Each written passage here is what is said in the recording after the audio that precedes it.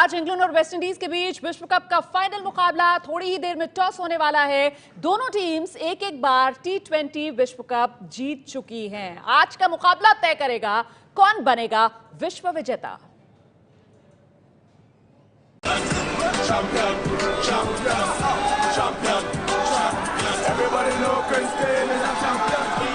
जीत के बाद कुछ इस तरह जश्न मनाने की तैयारी में है वेस्टइंडीज के खिलाड़ी।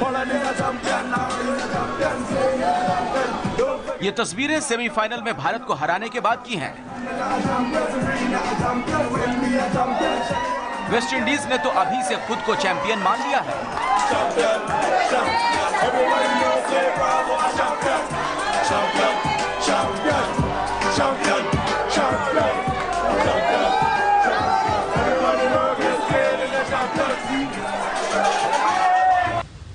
वहीं इंग्लैंड ने न्यूजीलैंड जैसी फॉर्म वाली टीम को हराकर फाइनल में जगह बनाई है। फाइनल का मुकाबला शाम 7 बजे कोलकाता में खेला जाएगा। इस मुकाबले से पहले वेस्टइंडीज और इंग्लैंड के बीच 13 T20 मैच खेले गए, जिसमें 9 बार वेस्टइंडीज जीती तो 4 बार इंग्लैंड। दोनों टीमें ग्रुप 1 की हैं और लीग राउंड में भी वेस्टइंडीज ने इंग्लैंड को हराया था। भारत के खिलाफ गेल और सैमुअल्स के आउट होने के बाद भी चार्ल्स, सिमंस और रशेल ने गेल की कमी टीम को नहीं खलने दी।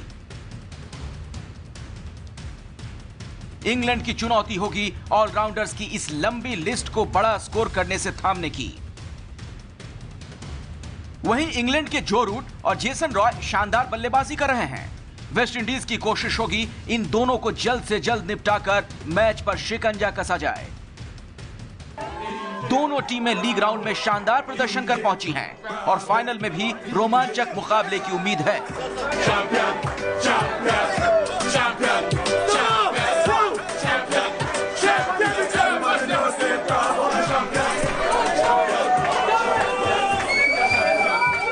जीतने के बाद जिस तरीके से जश्न मनाया था इस टीम ने, वो आपने देखा अभी इन तस्वीरों में। मेरे साथ टीम इंडिया के अनुभवी बल्लेबाज गौतम गंभीर स्टूडियो में मौजूद है। बहुत बहुत स्वागत है आपका गौतम। किसका पलड़ा भारी आज? देखिए, बहुत मुश्किल है कहना कि किसका एडवांटेज है, बिकॉज आप सिर्फ 3 घंटे दूर हो वर्ल्ड कप जीतने से। तो कोई भी एक इंसान जिसका दिन होगा वो ये वर्ल्ड कप जीत सकता है अपनी टीम के लिए, बिकॉज ये एक ऐसा फॉर्मेट है कि एक इंडिविजुअल भी आपको वर्ल्ड कप जिता सकता है जिस स्टेज पे दोनों टीमें खड़ी हैं। मतलब आप ये कह रहे हैं कि गेल स्टॉर्म या जॉय रॉय कोई भी निर्णायक हो सकता है इस मुकाबले में? बिल्कुल, बिकॉज आप पूरा टूर्नामेंट अगर जब से स्टार्ट हुआ है तब से अभी तक अगर एक खिलाड़ी जिताता हो वो बहुत मुश्किल है। बट जिस स्टेज पे आज आप हो, आप सिर्फ मे बी 20 ओवर 120 बॉलें दूर हो वर्ल्ड कप जीतने से। तो एक खिलाड़ी अगर किसी का दिन हुआ, जैसे क्रिस गेल का दिन था इंग्लैंड के अगेंस्ट, जब उन्होंने 100 रन बनाए तो उन्होंने वो मैच जिताया। अगर आज किसी का दिन होता है किसी भी इंडिविजुअल का, चाहे वो रसल हो, ब्रावो हो या सैमी हो, क्रिस गेल हो, तो कोई भी अपनी टीम को या अपनी कंट्री को वर्ल्ड कप जिता सकता है। तो बहुत मुश्किल है प्रिडिक्ट करना, स्पेशली इस फॉर्मेट में। अगर ये 50 ओवर्स होता है या टेस्ट क्रिकेट होता तब आप प्रिडिक्ट कर सकते थे, बट जी एट दिस स्टेज बहुत मुश्किल है। बिल्कुल, दुनिया की तेज गेंदबाज रहे शोएब अख्तर भी इस वक्त हमारे साथ मौजूद हैं। और शोएब अख्तर की नजर में किस टीम में कितना है दम, वेस्टइंडीज बनाम इंग्लैंड? आइए जरा ये जान लेते हैं।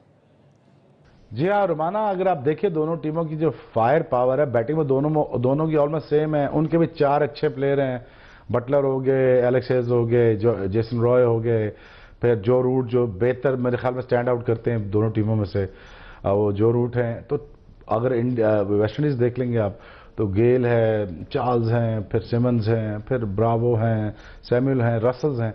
तो फायर पावर दोनों की ऑलमोस्ट एक जैसी है, लेकिन जहाँ पर डिफरेंस आ रहा है दोनों टीमों में, मुझे लगता है कि वेस्टइंडीज के पास थोड़े से बेहतर स्पिनर हैं। मोइन अली को कंपेयर कर लें सोलोमन से, सोलोमन थोड़े से मुझे बेहतर लगते हैं बेन। फिर अगर आप कंपेयर कर लें बदरी को मोइन अली से कर लें तो बदरी बेहतर लगते हैं थोड़े से। तो मैच तो ऑलमोस्ट थोड़ा सा जो मुझे लगता है थोड़ा सा टिल्ट करते हुए वेस्टइंडीज की तरफ नजर आता है। जी, और इस बीच बड़ी खबर दर्शकों को हम जल्दी से दे देते हैं। टॉस हो गया है, वेस्टइंडीज की टीम ने टॉस जीता है। टॉस जीतने के बाद वेस्टइंडीज का पहले गेंदबाजी करने का फैसला। वेस्टइंडीज ने टॉस जीता, पहले गेंदबाजी करेगी वेस्टइंडीज की टीम। इंग्लैंड की टीम को वेस्टइंडीज ने बल्लेबाजी का न्योता दिया है। टॉस का बॉस तो बन गई वेस्टइंडीज। शुरुआत अच्छी रही।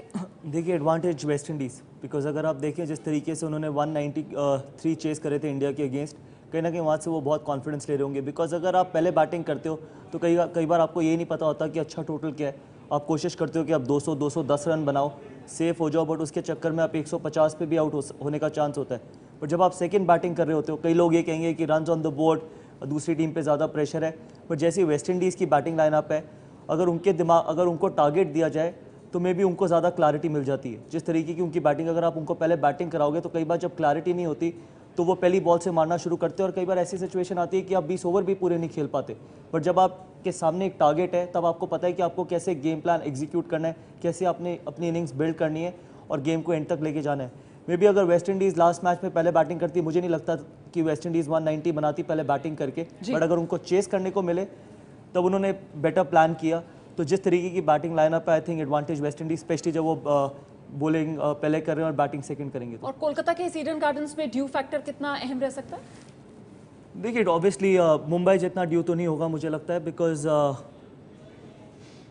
हमें कभी भी इतना ज़्यादा ड्यू रहा नहीं है कैलकाटा में।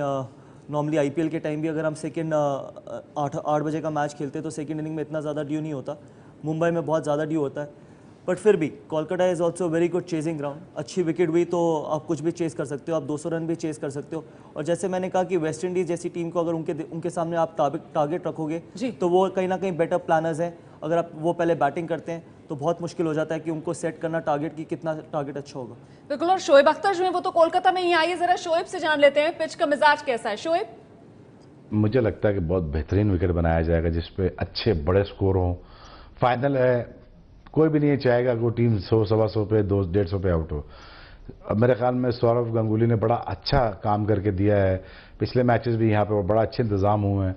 बंगाल क्रिकेट को मुबारक देता हूँ मैं इस चीज़ पे। लेकिन मैं ये समझता हूँ कि तगड़ा अच्छा विकेट तैयार होगा जिसपे ड्यू फैक्टर भी नहीं होगा और ज़्यादा सीमिंग भी नहीं होना चाहिए, जो मेरा ख्याल है।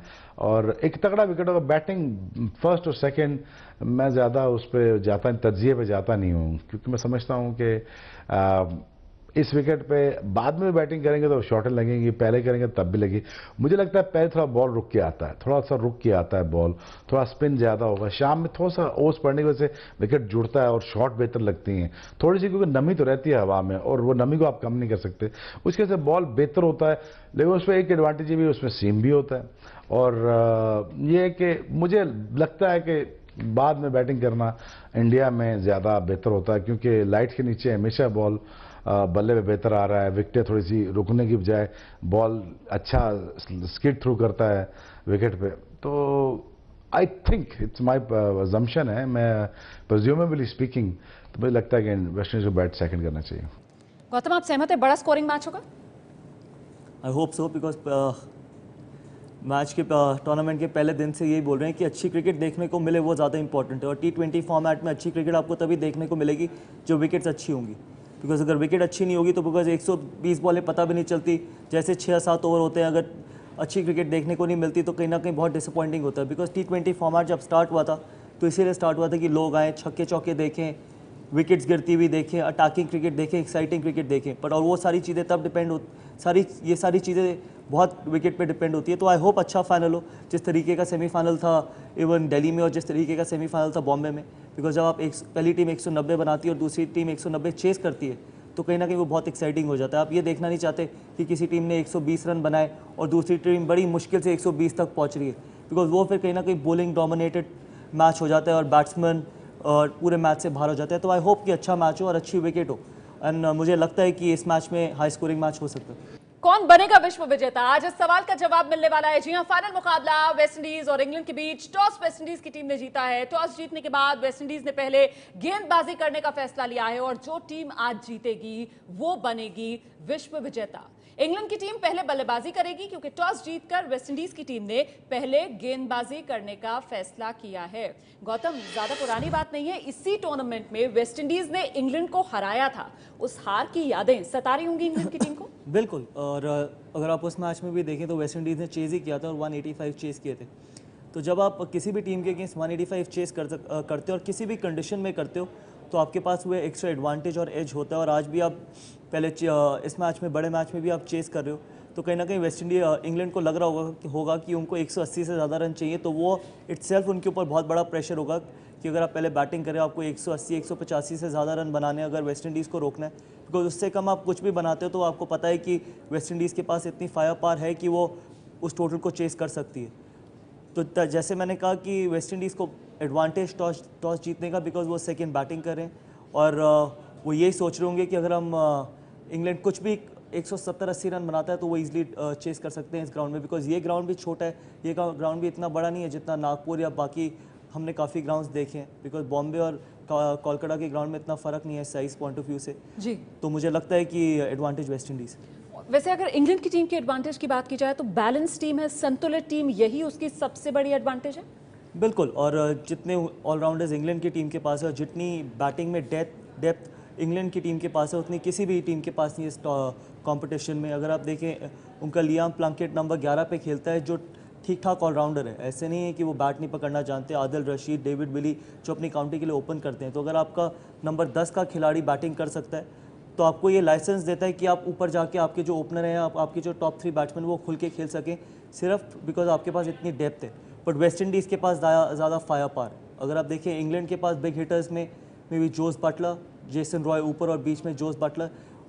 अगर आप वेस्ट इंडीज़ को देखें तो उनके पास नंबर 9 तक कार्लोस ब्राथवेट है जो लंबे छक्के मार सकते हैं। तो फायर पावर की अगर आप बात करें तो वेस्ट इंडीज़, अगर आप बैटिंग में डेप्थ की बात करें तो इंग्लैंड। बट इसलिए बड़ा मुश्किल है दोनों टीमों को कंपेयर करना, बिकॉज दोनों के पास काफ़ी डिफरेंट एबिलिटीज़ हैं और दोनों के पास इनफ बैटिंग डेप्थ है। तो जो भी आज अच्छी क्रिकेट खेलेगा वही जीतेगा। बट वेस्ट इंडीज़ अगर बाद में बैटिंग कर रही है तो कहीं ना कहीं मुझे लगता है कि वेस्ट इंडीज़ को बहुत बड़ा एडवांटेज रहेगा।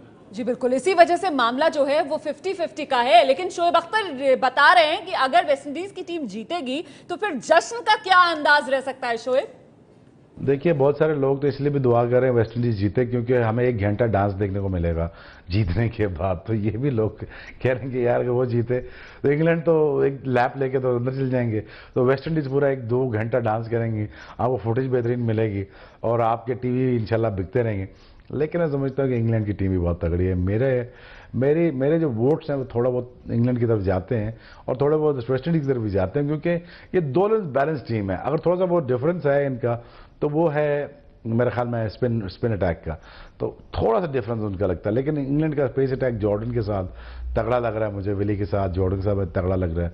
तो मेरे ख्याल में एक बड़ा तगड़ा कॉन्टेस्ट होने वाला है और मेरा जो दिल कहता है वो इंग्लैंड है, लेकिन जो दिमाग कहता है वो वेस्ट इंडीज। आप देखो दोनों में से कौन जीतता है आज। जी, और गौतम, डांस में तो अब दुगना जोश आ जाएगा ना, क्योंकि महिला टीम जो है वो ऑलरेडी जीत चुकी है और अगर वेस्टइंडीज की टीम इंग्लैंड को पीट देती है तो फिर खुशी भी वेस्टइंडीज स्टाइल में ही देखने के लिए मिलेगी। बिल्कुल, जैसे शोएब ने बोला कि अगर वेस्ट इंडीज़ जीते तो आपको 1-1.5 घंटे की और एंटरटेनमेंट मिल सकती है 3 घंटे के बाद। अगर इंग्लैंड जीतती है तो कहीं ना कहीं वो लाप लेके ख़त्म कर देंगे।